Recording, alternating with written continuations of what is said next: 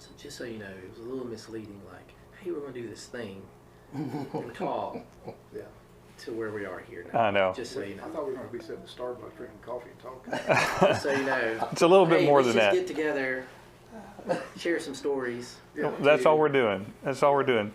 Hey, welcome to the C12 webinar in Nashville, Tennessee. I'm Dwayne Murray with C12. I'm a co-principal with Dewey Green, and together Dewey and I and 8 other chairs in Middle Tennessee and in Central Kentucky, including Bowling Green, we serve and support over 140 CEOs and business owners. And their heart is set on 2 things: being fierce about having a great, excellent business, and being equally committed to living out a life for Christ in and through the business. And so today we've invited 3 of those members to come with us and just talk, as Jared, you were just saying, just to talk about a particular ministry activity that you guys have implemented on, and you've implemented well. And we want to share that with other members and let them know what's going on there. So in this 45-minute webinar, we're going to take time for them to each share their story. Then I'm going to come back around and ask a few questions that will help us give a little bit more information to their program and how they implemented on it. And then thank you for being webinar participants on this with us, and hopefully you'll be asking some questions as well, and later in the webinar we'll get a chance to answer those for you while we're doing that. But really glad to have everyone on today. We do have show notes or a document that we've already created. It'll show up in the chat or it'll be sent to you afterwards, but it'll be able to give you a summary, a bio on each of the speakers, and then a little bit of background on their program that might be helpful, and some important links for you. So we've reached out to some what we call strategic partners with C12, and they've given us some information and help that will hopefully be helpful for you as you set up. And that's our goal. By the end of this webinar, we'd love for you to be moved and motivated to consider what's a next step you could take toward implementing an employee care fund or employee giving fund that would help recognize the needs for employees. So a big concept employers are recognizing as employees are going through things that are maybe financially related. Is there an opportunity for employers to give to that, minister to their employees in that way, and really open the door for the gospel not only to be spoken but also to be felt, and the restoration of that. So again, we're excited to do that. Well, I don't want to delay anymore. I want to go ahead and get right into each of your stories. So David, I'm going to start with you. So David Coffey with Nationwide Express, and tell a little bit more about what that's been on the journey for you, and then how you jumped into employee giving. Sure, absolutely. My name's David Coffey. I'm former president of Nationwide Express in Shelbyville, Tennessee, and as believers, we're called to be givers, and our company had started out giving, and predominantly by my partner and myself. And it was an interesting knock at a door one time, and my CFO came in and said, hey, David, can you tell me how I'm supposed to code this giving to this employee? And she said, I think you both make enough money that you ought to do it yourself. So we said certainly we would do that. But fortunately, we had a C12 meeting the next month, and the employee giving program was rolled out to us, and I said, that's exactly what we need to do. So we rolled that out in 2017. We immediately saw some fantastic results. We put a committee together, and so they managed that. Mike and I, my partner, did not, which really I think enthused people. Had a chance to give them an opportunity to learn to give and be a part of that, and so that's worked out very well. Recently sold the company, and the company that actually bought us thought this was a great tool and wants to grow and build upon that. So, and I also say in an industry that has, unfortunately, a transient workforce at times, truckers, we saw a very impactful from the giving program in our retention. So, the good Lord always gives back when you give, in especially ways that you can't even imagine. So that's a little bit of my story about how we got into the employee giving program. Good. Any best practices you learned in there, things that, if I'm setting it up for the first time, you would say, hey, if you're thinking about doing this and setting up, here's kind of a first step you ought to look into. Sure. I think you need to look at this just like you do a 401k. You have to get everybody, number one, you have to tell everybody what you're trying to accomplish. You have to get them involved, and you have to continue to share that with them, to encourage them to give. I think once you see some of the initial results, it starts to build traction. But if you're having, like in our industry, people coming and going, that's an ongoing discussion that you have to have. So we do a lot of our presentation and orientation, then we follow it back up with emails and various other communications. And I know one of the things when I was talking to you about this earlier, the way you all set it up, you actually set it up in a nonprofit. We did. And one of the benefits of that was you're actually having employees, giving them the opportunity to give to that as well. Absolutely. And so that's a really good structure. It has some tax advantages, obviously, that you want to look into. And so that's a benefit. And we offer payroll deduct for that, so it makes it easy for their deduction for their givings as well. And we do have some partnerships that I mentioned earlier. We have some partnership listed on the document that are some links to their website so they can help discuss with you donor advised funds and other ways that you can set that up. One of the other things I'll reference too, you provided two things that are in the document. One, you provided your guideline for what your team looks at when considering requests. Right. And a lot of times when I talk to people about that, that's one of their first questions. Gosh, how do we make the decision, or what do we decide? And it really is guided by you and your values and what's important, but also what the needs are that are coming Absolutely. up. So, and then the other document that was, you guys did a good job of on onboarding and communication when you're starting a new employee, you're actually giving them a Nations Connect letter. Nationwide Connect. Nationwide Connect. Yes. That tells them what that's for. Absolutely. So promotion, I think, is one of the things I heard from you the most when we were talking about it.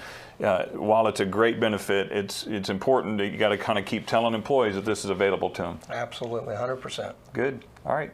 We'll move to Charlie. Charlie Irwin. Yes, thank you. Charlie Irwin, president of CIP. We're a painting and sandblasting and fireproofing company in Franklin with a location in Shelbyville as well.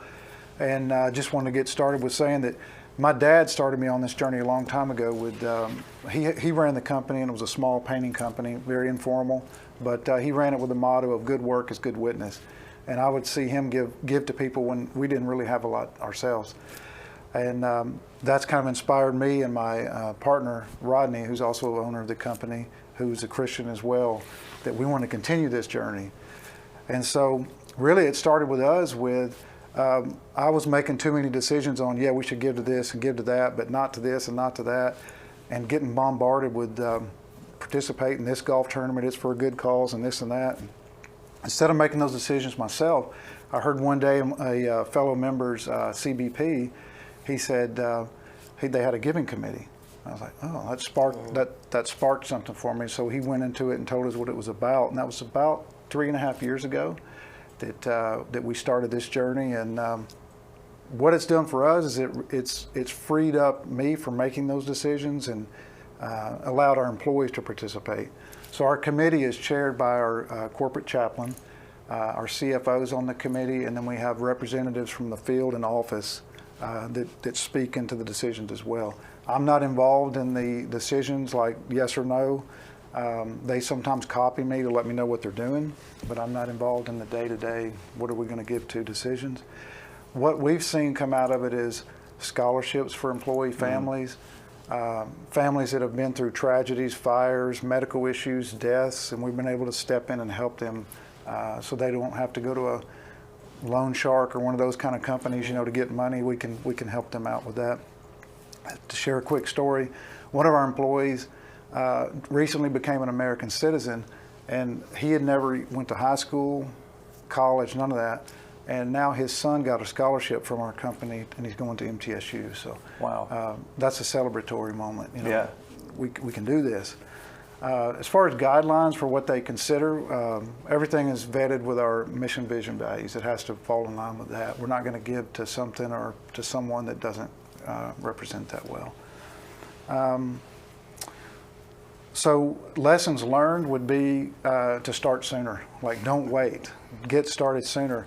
And budget for it every year. Like, budget, it's a line item on your budget, charitable giving. Instead of just giving out of excess, let's budget for it in the beginning. Yeah. It's something we want to commit to every year. That's really good. So, I mean, if you don't mind sharing, what did you guys early on, what did you budget? What did you say, well, I hope we can, have this much? Yeah, so we started out with, I think, 30,000, 40,000. Now we're up to 60,000. So, and that, we're raising it every year. And our CFO, last week in our budget meeting, he actually challenged me, like, is that enough? Do we need to do more? So I love that the members of the committee are pushing for more too. Yeah. So. And the structure of your program, and I think yours too, David, correct me if I'm wrong, is you actually have it where it's giving to not just employees, it's also giving to community opportunities as well. Yes. So there's Yes. community need, like you mentioned, golf tournaments, maybe Right. to help support people up in Nashville or another. You guys do a lot with both hands, right. which helps with adoption. Tell that real quick. Yes. Why are you connected to both hands? Yeah, so my wife and I have adopted 4 children, and so adoption is near and dear to our heart and integral to our family. And so we walked beside Both Hands last year and did a project with them and used giving committee funds to help buy materials, and of course we furnished the labor to help with that project as well. And we're going to do another one this year. So and just seeing employees come alongside, my heart and my vision is that it will inspire one of them to adopt. That would be the ultimate goal for me.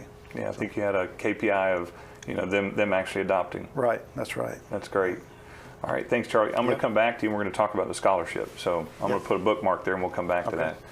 Jared Stansel, Yeah, good morning. thanks for having us. So I would like to say, hey, I'm here for just the smaller companies, the regular guys, that we're a bus company, and so we operate buses that travel around, but we have bus drivers, mechanics, cleaners, washers. And so what we start talking to our employees is, hey, what kind of real needs do you have? And what we found is that there's usually, the biggest one we would find is transportation. You got to have reliable transportation to get to work, because if you can't get to work, you can't make money. If you can't make money, it's a bad cycle. So we really started working through the folks saying, how can we make sure you can get to work? So we purchased 2 vehicles that we have that we would find guys that tell us, hey, by the time I get paid on Friday, I'm just a little bit short, but my car's broke down, so we'll loan you a car for a couple of days until you can get paid, until you can get your stuff, get your car fixed. We also help them purchase the parts. We're in the unique, because we have garages, we have accounts and we can purchase the parts for them and give them to them where they can get fixed, and then we'll do some payroll deductions. And so transportation became the big issue that we really tried to work out to help them get to work. From there, we would find housing issues. So in Middle Tennessee, as you know, it's real expensive. You got to live farther away. And then sometimes as their life happens, they would say, hey, could you just help me with maybe that first month's rent, because I want to try to get closer to get more hours. And so we would do what we'd call microloans, that we would say, okay, we'll loan up to 1 week's pay, and we'll take that out over 4 pay periods to help you get moved, to help you get closer. Because generally we would find is people want to come to work, they want to do, but if you could just help them with these little bitty things in just life, it just makes things a lot better for them. And then finally, since post-COVID, we've learned that food is an issue. Right. And so one of the things that when we hire employees, we ask, hey, we know it's going to be a few weeks before you get paid. Are you going to be okay eating? Do you have enough to get food, last you for work? And, we've helped more than probably 5 in the past year that said, no, I'm going to come up a little bit short. And we'd say, okay, let's just make sure you're okay, because we then can really share our value, which is, hey, one of our values is serve others. And we want to make sure that you're okay. And so those are our 3 things that just we focus on, that's been very impactful for everyone, because then everyone sees it. Yeah. Jared, I know when you and I were talking, one of the things you said was, I don't know if you want me on there. I'm kind of I'm going to use the word fly by night, right? You just kind of, I see the need and I just kind of work on it. Yeah. So like you don't have a committee that's deciding that with you, and you don't have a budgeted amount that you kind of set aside. You're really just responding to the needs that are in front of you. Talk about, and this is what our really high value was, how you've been working with managers, supervisors, leaders to be able to recognize need. Even before it's said. What are some of the, you even use some phrases that you've heard employees say that you know now as a flag? Yeah. So first of all, when you can share your heart to the managers and then tell them, hey, this is important to me, and then they take ownership and say, okay, now we have to see the need, because it's important. They're the ones that are listening and hearing, and so you got to make sure that they know it's okay. Hey, it's okay. All of us have struggles. But make sure you're listening out for your employees. So you got to first have that heart. So if you're not the one with the heart, go find someone that has a heart, Right. that's listened, that wants to give. But then from that, we start finding on the payroll side. The payroll side is the one that kind of gives us the red flag. So the payroll side tells us, saying, hey, we know red flags are when you're changing your bank accounts a lot, that you're having some issues financially, and we want to come alongside and say, hey, we see a struggle over here. Yeah. And is there a way that we can help you? And so some of that is resources, as far as even, can we talk about how to do a budget, or can we talk about financial things? We see red flags when there was another one that came where when we switched to direct deposit, we did that because when we were giving them paper checks, we saw so many people just going to the check cashing places, and it would drive us nuts because it's like, guys, they're taking your money and they don't have to. But even changing over to there, we then could start educating. Now, this is how you have a bank account. Yeah. This is what it does. This is what it really means. They're not out to take your money and you can't have it again. And so those are the things that you start learning, but what becomes natural for us, right? I mean, that's just, everybody has a bank account, but you realize so many people don't. Yeah. I love that. And helping your managers, supervisors really begin to identify when there's need that you can become aware of. Because I know when we talked about it, one of the things the only thing you wish is, I wish we could get more people to use it, right? And ask for help when they need help. And I think that was one of the things early on that I noticed, talking to another C12 member, was they said, I was worried when we set it up and we budgeted, $1,000 or $500 a month, even that low, right? When they first said, what if I just set aside that much? You thought, they're going to burn through that in the first month. And they found that the average gift requested was about $250 to $300. So they didn't have a lot of repeats. They said, people are going to come back to the well over and over again and abuse it, and really haven't seen it. Anybody have any thoughts or comments on that, encouragement about that? To date, I'm not aware of a repeat within our organization. Okay. And we had some of those same concerns, but I've not seen that play out at all. Yeah. It's been amazing to see that. Usually we have trouble spending all the money we budgeted. Okay. And so we encourage people to make requests. So. And that's I'm glad you used that, because we'll segue into your what you guys ended up doing with scholarship funds, Right. because it was out of surplus funds, and you're like, man, we've got these surplus funds, it doesn't seem right. So go ahead and talk about that. Yeah, so the first year we had surplus funds because we hadn't given away or gifted what we had committed through budgeting. And so we set up scholarships, and we had the employees apply for the scholarships, and the giving committee made the decision on which ones they were going to award. And we presented them to the families at the employee family picnic, which was nice to reward the employees and the student and their families be there to celebrate with them too. So now we've continued that. We enjoyed it so much, it's like, hey, we just need to do this every year as part of the giving committee.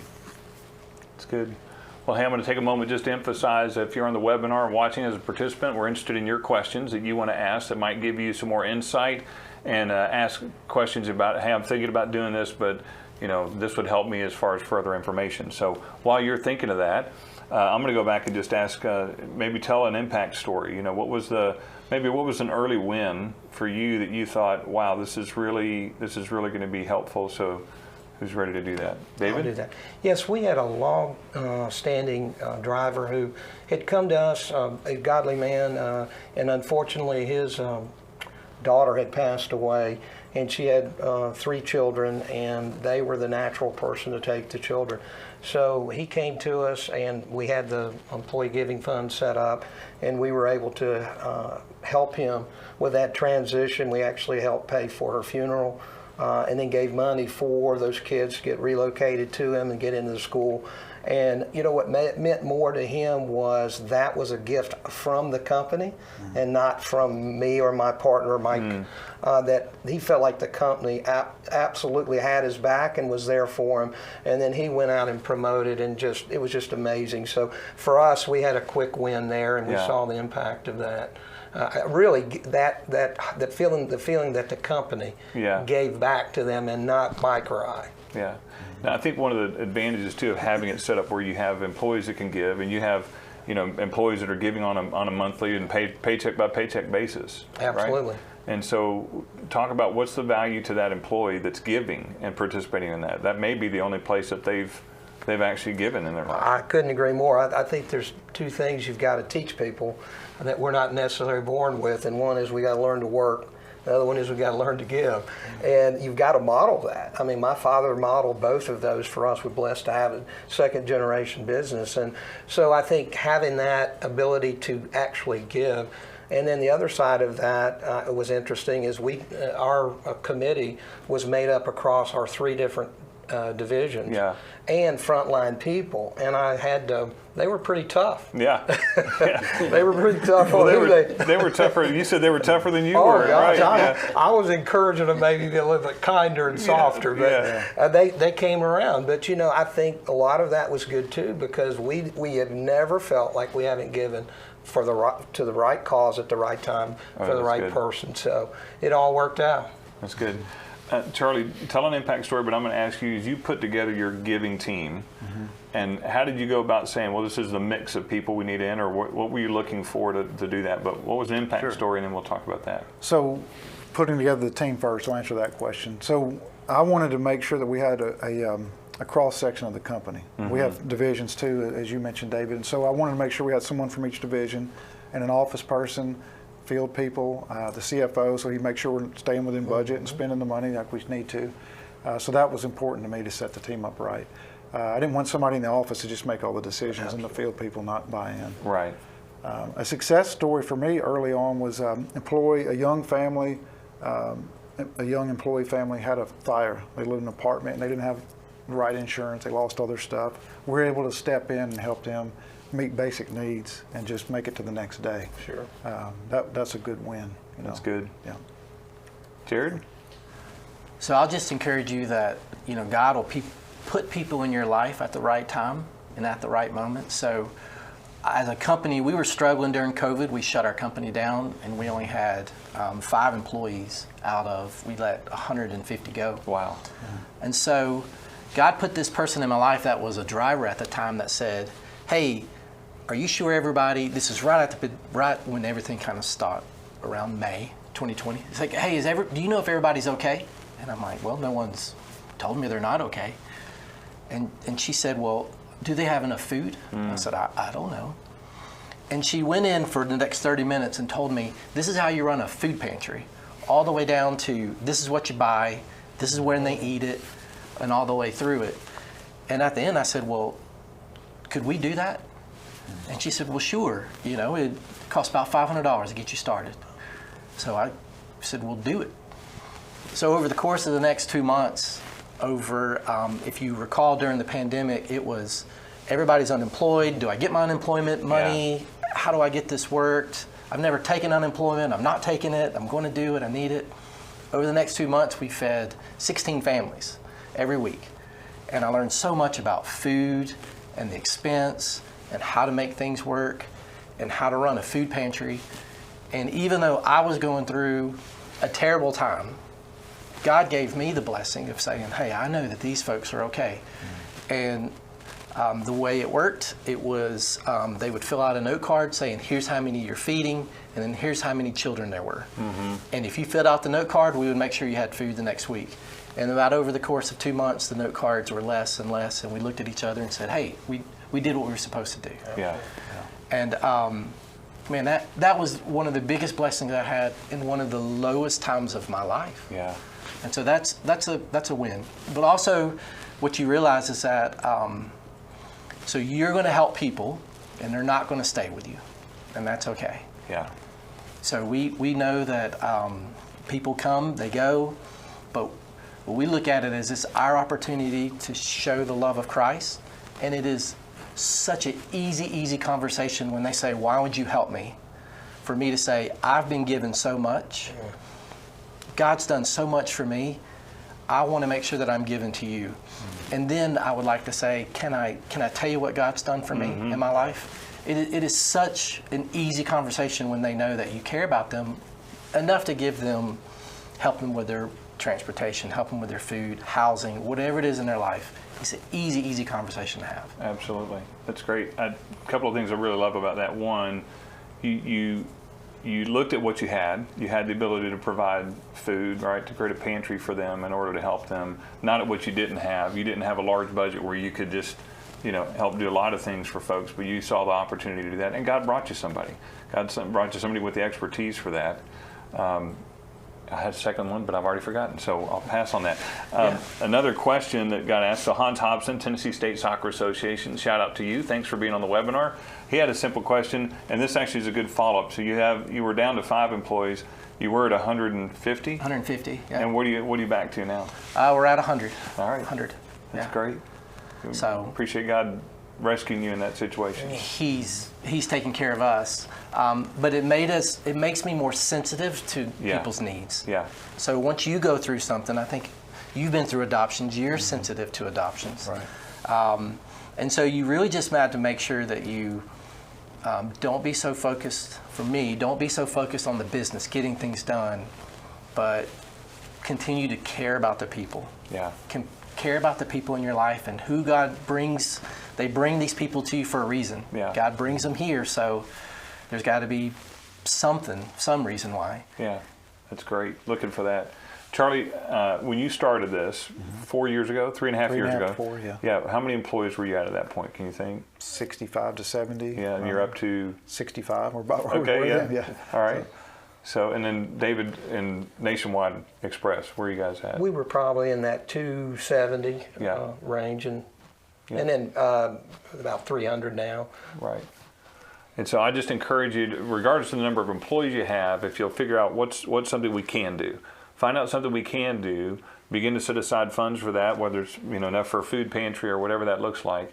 And remember too that employees are often not willing to, they want to know that they have the opportunity to share that they have a need and that it's a safe place to do that. Talk about the confidentiality, anybody that could kind of speak to that. How do you maintain a high level of confidentiality so we don't embarrass people, right? There's some shame and guilt we have around that. So Charlie, what would you say to that? So most of the needs come from the supervisor of the employee that has Yeah. the need. And they go to Lewis, who's our corporate chaplain, who's the chair of our giving committee. And the name, after that, the name stays out of it. Like when he reports back to me, he doesn't usually have the name involved. And when we report it as a success to the company, of course, we don't include names. So that's how we treat it with sensitivity. That's Just great. leave the names out of it. That's great. Any other impact stories? Can you think of another one? What's something that, I'll share one. So, and when I was prepping for this earlier this week, 2 stories came to mind. And one was when my wife and I were getting married, we were in Tiptonville, Tennessee. I was in college. I was working as an executive or as a pastor part-time doing worship and youth. And while I was doing that, we got married. And our photographer was from the town there in Tiptonville, actually from Dyersburg. Looked his name up, James Strayhorn. Thank you, James. Because after we got all of our pictures made and we're paying the little $10, $20 a month we could do to pay off our bill, I got in the mail a invoice and it said paid in full. Oh wow! And so here was this small business owner, right, who took the chance just to minister to a young couple and his new young couple, and just paid off her debt, right? And that little act of generosity has always gone with me. I've always looked for opportunities to pay that forward because somebody did that for me. I know that's not quite, the employer relationship that we're talking about here, but man, what a greater opportunity, right? I'm sure you guys know and learn of opportunities in the community, in your church, and places, and you still give to that.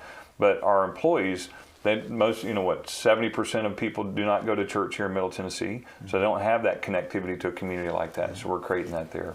Another story, David? Well, I think, healthcare is always a challenge, and how you put your programs together, and they seem to always move more towards high deductible. And so we've seen this used in that situation where someone has a operation or a procedure or whatever, and they're able to come to us, and again, the committee thought, oh gosh, this will just be all the time, and it hasn't. And they'll come to you with a reason for that. And there's another event in their life at that time, and they would ask for anything. That's the typical request is, could you just help us with anything? And so that's something we've been able to do, and I think that's been a wonderful event for us to see. And even though it may appear to be reoccurring, it always has another element to it. Yeah. It's not someone just coming because they need help with their deductible. There's always something else going on behind the scenes that created that need for that ask. Yeah. So it's worked out very, very well. Good. I'll add to that. On the medical debt, before the giving committee, it was routine for us to see employees file bankruptcy. Yes. For those exact reason where they would have a medical expense and the deductible so high, they couldn't pay it. So we have not seen any employee bankruptcy since we've started the giving. Wow, that's a good KPI to track. absolutely. for sure. That's fantastic. Just made me think of it when you were telling the story. So. And I would just say that what also comes out of this, when people know that you care, there's then other things that happen. So one of our employees got him started, doing his life over, working now. I remember him coming to me say, "Have never actually filed taxes. What do I do?" Yeah. Wow. And so I would just tell you that Start. Yeah. It was funny because that's what it was. The answer was just do 1 year. Let's just work on this 1 year, and they'll figure out the rest. But the point would be is that they know that you care, Yes. and so other things are going to happen that's not financial related. That they're willing to come to you saying, Yeah. "Hey, what do you think about this?" And so. And the government did find them, and then we worked through that part of it. Yeah. But it's okay. And I've felt more comfortable knowing that, hey, they're willing to at least say, this is what's going on in my life. Because I've told them at the very beginning, hey, listen, it matters. Right. You matter to us, and we're part of this together. Creating that open line of communication, how crucial that is. It's Yeah. great. One of the things, we were preparing, and one of the things I thought of was in 2 Corinthians, it says that for Christ's love compels us. For we're convinced that one died, and because he died for all, we believe that all have died, and we all live now for him instead of for ourselves because he's risen. And so that compelling need, right? What's compelling about that? So what's any other thoughts on drivers for you guys? What kind of, when you decided to start getting this going, what was a driver for you?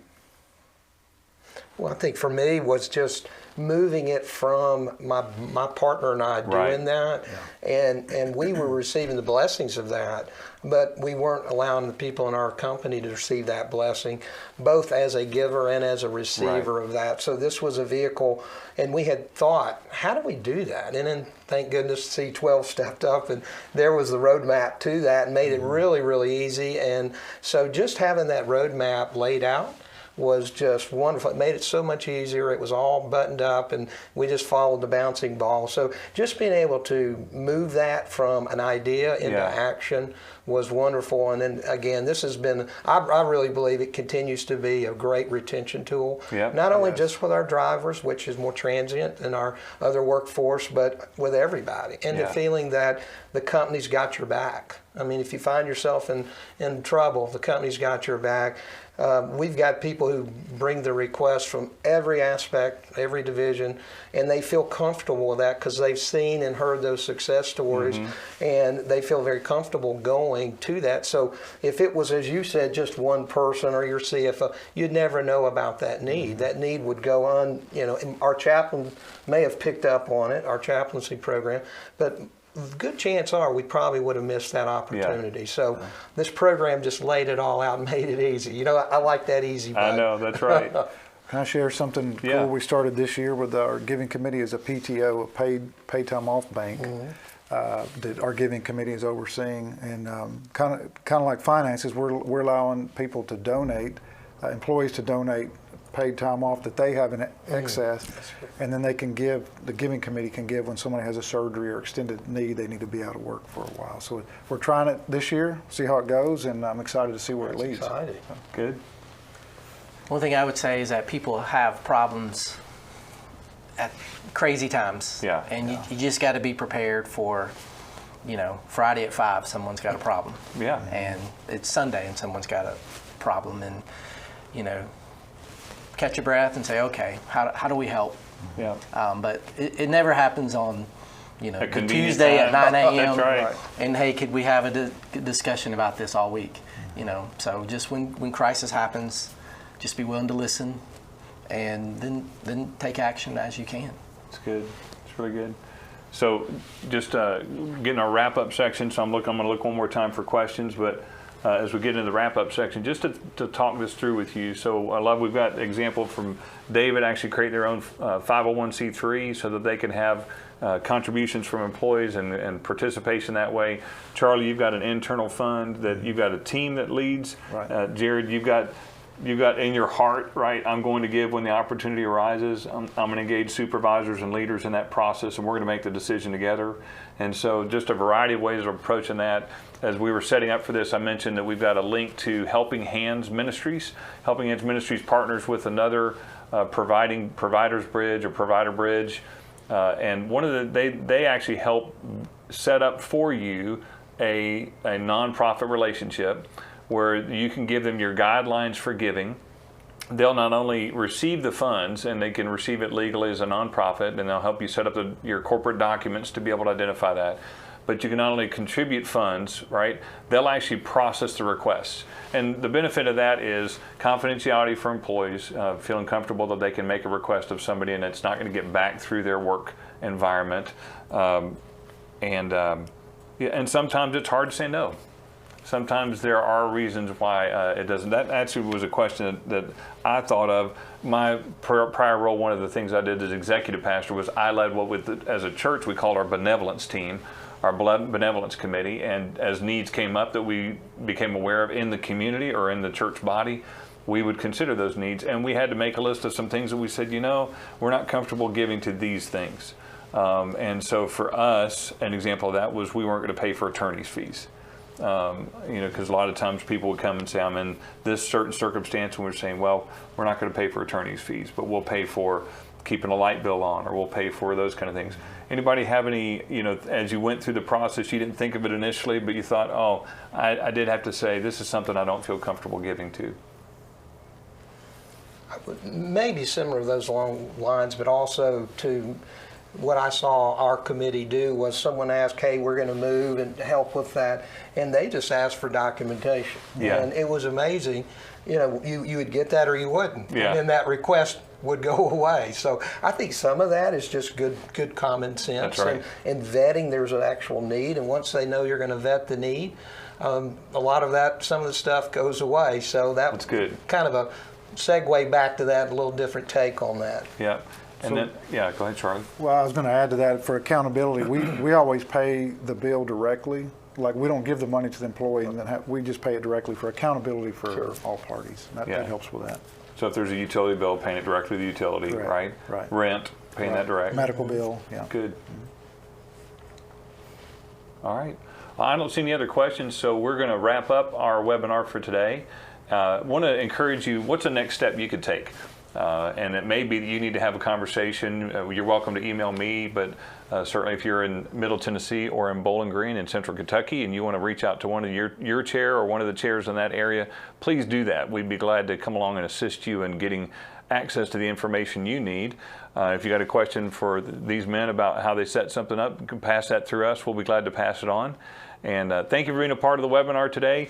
Men, thank you so much, David, Charlie, Jared. I appreciate you sharing. And that's one of the beauties of what C12 does. C12 is about not me coming as an expert and providing resources, but your peers coming together and saying, hey, this is something I thought about. I wanted to do something ministry-wise. I wanted to show people that I cared for them, and so that they could receive the love of Jesus, what we say, see the gospel as well as hear the gospel, and know that our why is behind that. But I'm not sure where to start. I'm not sure how to implement it. And so we love that source being another business owner, another CEO saying, this is where I started. So hopefully this has been helpful for you today, and you'll watch our next ministry webinar when we bring that out. Thank you and have a great day.